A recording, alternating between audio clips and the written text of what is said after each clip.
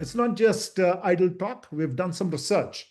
Last year, our team conducted some very extensive research, longitudinal data involving about 114 managers in two groups. In one group, we looked at a cross section of managers who were part of the ISB alumni, who took courses or were part of the executive education program at ISB. And another group, we worked with a leading industrial house, one of the largest industrial houses in India. We looked at managers there, and we did this controlled experiment in both these cases.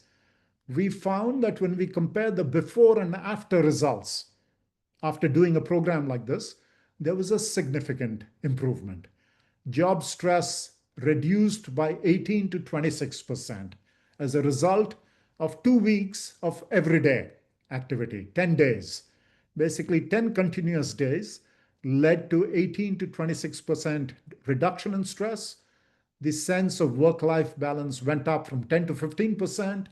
Self-control, the feeling that I'm in control of my things, of my work, went up from 13 to 14%. Sense of flourishing at work, that I'm doing well, the future is bright, went up from 8 to 12%. Happiness went up 11 to 12%.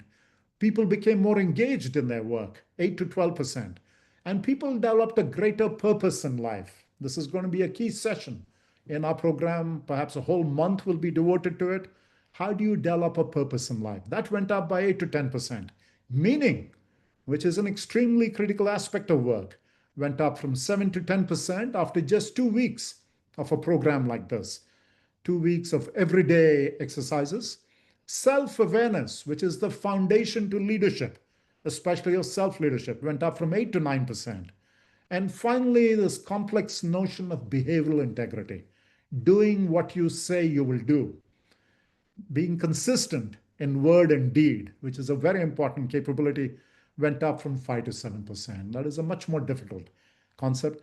All these improved not because you addressed each one of them, but you changed the underlying foundations, the whole sense of self-leadership, the attitude to work.